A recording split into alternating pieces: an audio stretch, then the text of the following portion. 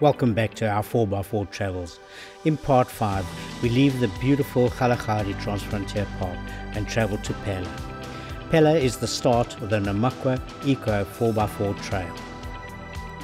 This 4x4 trail offers a challenge to any 4x4 driver and any enthusiast that wants to go off-road and experience the thrill of wild camping. It traverses along the Orange River and also going into the isolated terrains of the mountain tracks and some testing sandy areas. We start our actual trail at Klein Pella, which is a date farm owned by the boerdery, and from there we travel along to Witbank and then onto the Grootmelkhout. What a beautiful campsite and what a beautiful adventure, so come along and join us. Right, we're actually heading into Klein Pella, which is a farm. It's one of the biggest date farms in the country. The farm is run by a big group called the boerdery, Carsten's Farming, and we're around about 5 kilometers from the actual farm, which is situated right on the Orange River. So it should be interesting. We're camping here for one night before we go onto the Eco 4x4 trail. Should be interesting.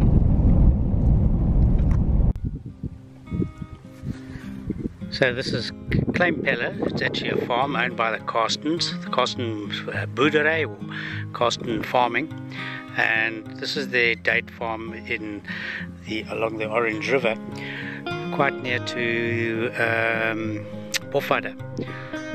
So these are the standard campsites that they have on the farm. They do have power. Each one has a braai place, and those are the communal ablutions. And then we're very fortunate, also not only that we're the only campers here tonight, but we have a private ablution, a little bit more of that just now. Really nice, on a nice bit of grass and this beautiful view down the valley of the farm. And right in the background there, that would be the mountains into Namibia, and the Orange River is just below that.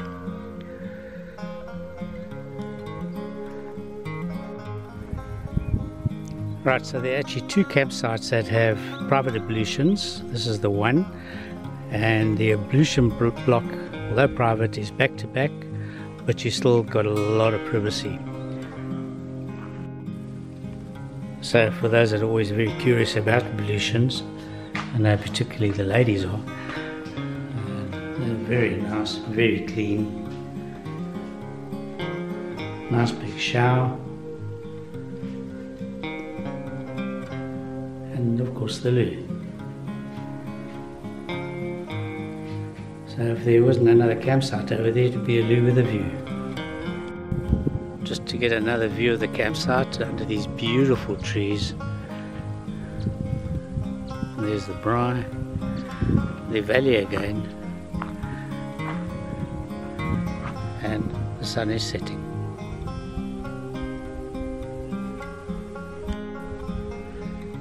And just from the other side of the campsite,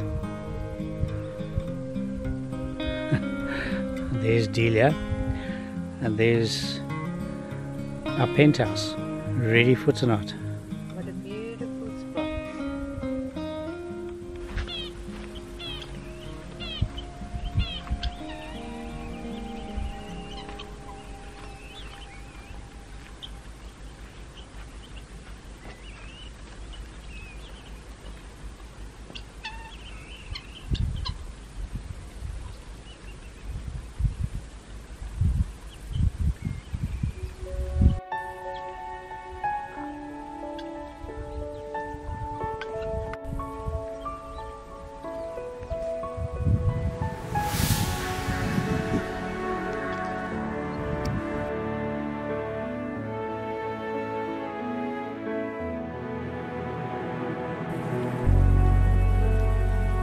And so another awesome sunset in the Northern Cape, and tonight under this stunning acacia tree, beautiful braai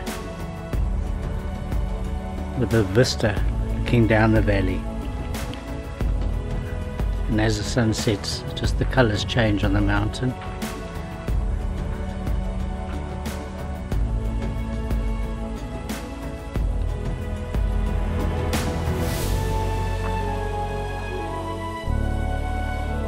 and shortly from that direction over there we should be getting a full moon rising.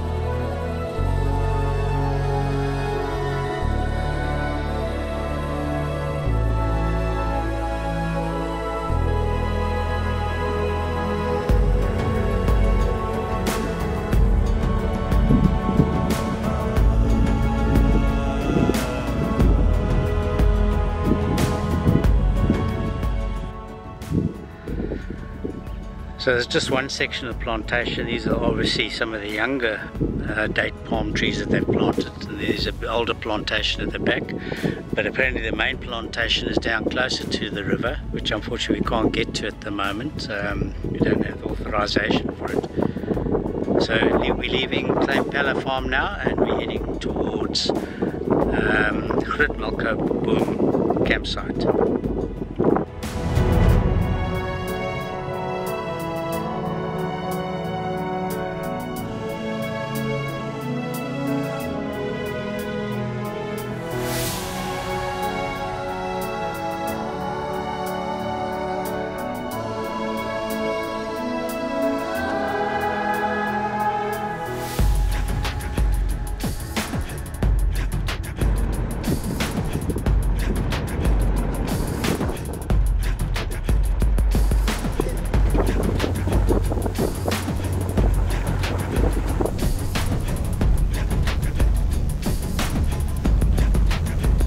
Fascinating rock formation here.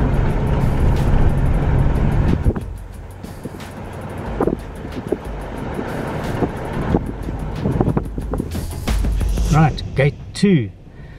Now it comes off the sort of track and goes onto a more formal road, and then we're going to be turning off it again soon.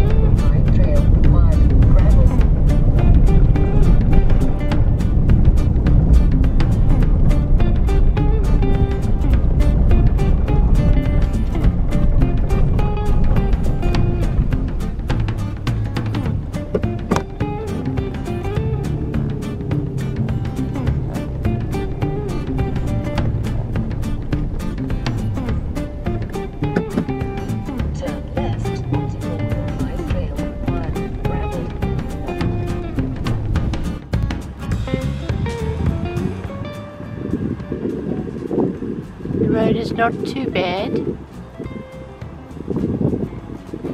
A couple of hectic bumps here and there.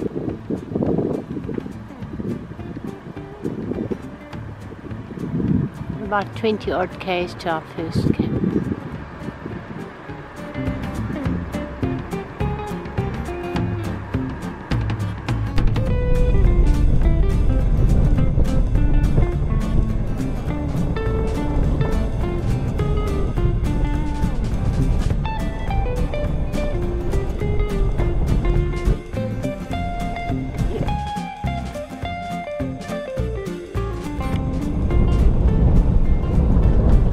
So we have been told by one of the local community that that last little section to Grootmelkhout is a no-go because it's going to be very deep mud because of the high river and the flooding that they've had here, and very good chances of getting stuck there. Apparently somebody was stuck there for a few days recently.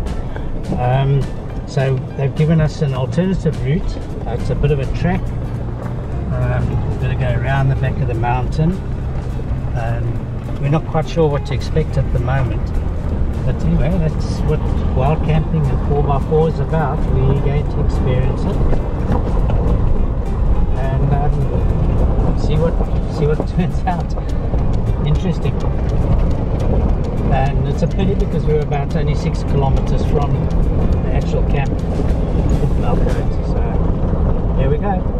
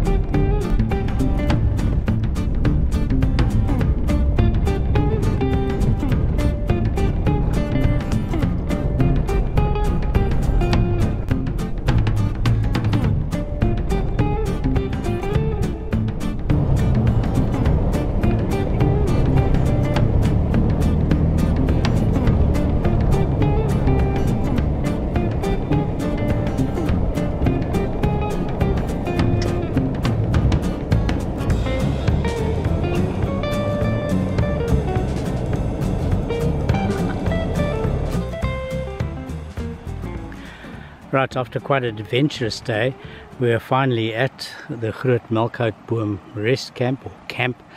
It is so wonderful to be back wild camping. There literally is nothing. You have to be fully self-supportive. We had an interesting drive. We were around about 6 kilometers to this camp. Met one of the local herdsmen, the community farmers that they have here, and he advised us to take a longer route around because the local flooding of the river, there was a lot of mud. So we took his advice, drove all the way around the mountain. It was a longer road, but I'm glad we did it. It was beautiful. It was sort of reminiscent of driving up some of the river beds and the canyons and the dry canyons through Namibia. So a very nice drive, a little bit longer, but anyway we got to the spot and we're very fortunate that there was absolutely nobody else here. And we've got probably the prime spot, which is this Melkhout Boom. It's not the same Melkhout that we know in Hermanus or down the coast. I'm not sure what the species is, but we will have to check that one out. But it gives us most beautiful shade during the day, and a lot of muggies and various insects around, but we found sitting underneath here, it was just fantastic. They just left us alone, so we've got a lot of shade, a lot of protection, and then we've got the lovely area and all the sand where we're going to be having our braai this evening. And the river down there is still in flood, not as high. At one stage I believe it was almost up just below where our fire is, below the bank, so it would have been quite spectacular. But we're very happy that it's gone down. Most people would normally be camping along the actual water, but that's obviously not possible at the moment. A lot of that silt from the floods is still very wet and very easy to get stuck in. So beautiful spot, beautiful evening, still lovely and warm. Hopefully it stays like that, although we do believe in a few days time it is going to get a bit cooler. But in the meantime we're going to enjoy it. And as I said, just to be wild camping again. Off the track, nothing, just us. Beautiful.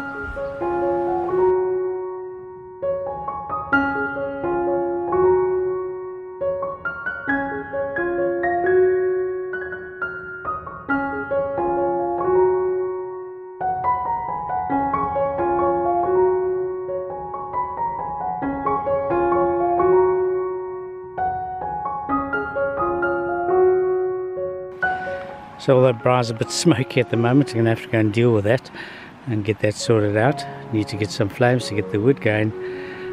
And hi Dee. Yeah. What are we doing for dinner? Again, you're hungry again. Always. Okay, we're having Greek salad and potato and onion, olive oil and sweet potato baked on the fire, chops and boerewors. Awesome. And normally we keep the boerewors probably for the next day for brunch or something. Yeah. So fantastic. Well, cheers. I'm in my best place. We're going to get a nice glass of wine just now and watch the sunset. Enjoy. So I spoke about the detour that we had to make, and if we look back where that mountain comes down to the point, that point comes very close to the river, and that's where it's, with the floods that came up very close there and has left a lot of mud. Although I believe somebody came through there a little after us, after we got here. They did make it. They said it was muddy, so it's obviously starting to dry out. But anyway, we didn't want to take that chance because we just don't know when there's going to be another people on these trails. So what we had to do, we had to drive right the way around the back of these mountains, and you follow up watercourse, old riverbeds, and get to the back of it, and you come all the way back around and then down through this valley. Looks like a dead end, but you just followed through and through those mountains, and then to the west where the sun is now going down, just over the back of that mountain over there is the next campsite, which they call Raman's Drift, which we won't be going to, but you've also got to go back out and around that mountain and then back down to the river to Raman's Drift. It would look like a lot of people that were on the trail that we passed and saw this morning seem to have gone there, but we are very happy to be where we are. Very stunning, beautiful, and once again, this is perfect wild camping. Stunning but safe, no wild animals, so it should be great.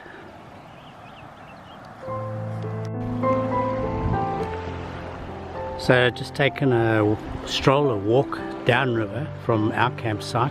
Just wanted to check out some of the other campsites.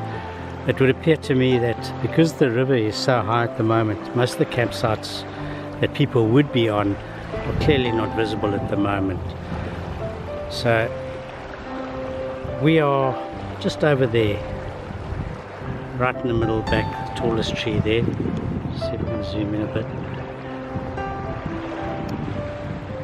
We are back there, and to get to the river you have quite a bit of sand, and then there's a lot of rock, and I would imagine when the river recedes that rock's going to go all the way down. So if you want to get to the water, that's going to be quite difficult over a lot of boulders and rock.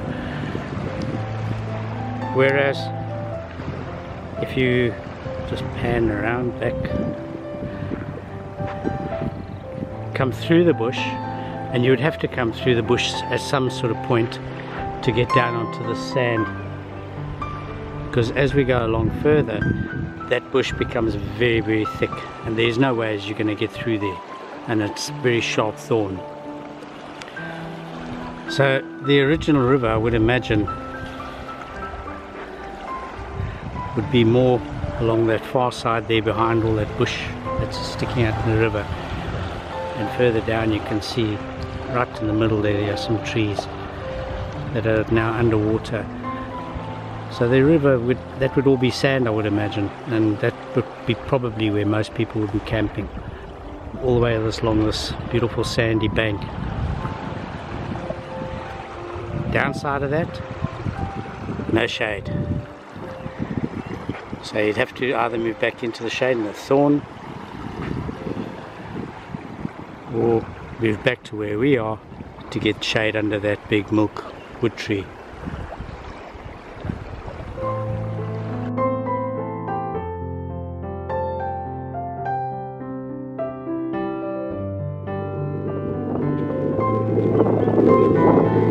Hello.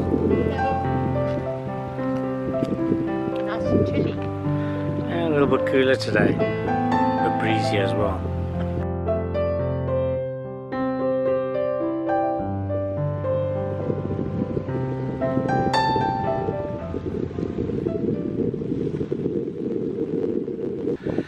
Right, so the weather's quite deteriorated. It's very blustery, quite a strong wind, and also the temperature has seriously dropped. So it looks like we might be in for a bit of a windy, cold night, and I do believe tomorrow's probably going to be a bit chilly. So anyway, fortunately we are not doing a braai, but we're going to do our famous chicken parcels, curried chicken. So fortunately we won't be getting any wind, or not wind, any sand or nonsense blowing on. So we've left the shade of our beautiful tree, and now we're hiding from the wind behind the Prado. How's it going over there? Hiding away. Yeah. Anyway, hopefully it doesn't rain, but if it does, not a problem. Just climb up into our rooftop tent, our wild earth, and yeah, we could just read up there and chill up there and have a good night's sleep.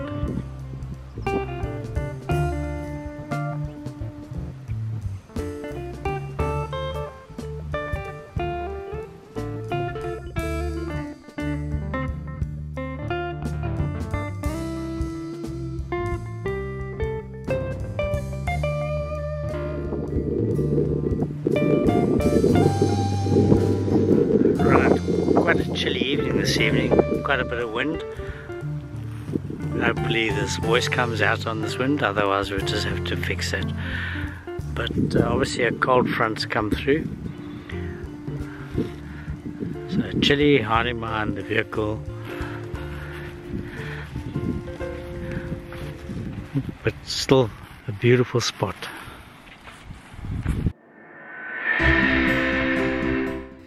And so we come to the end of part 5 and leave early in the morning for a long drive all the way through to Lambert's Bay and then on to Cape Nature's Roshapan.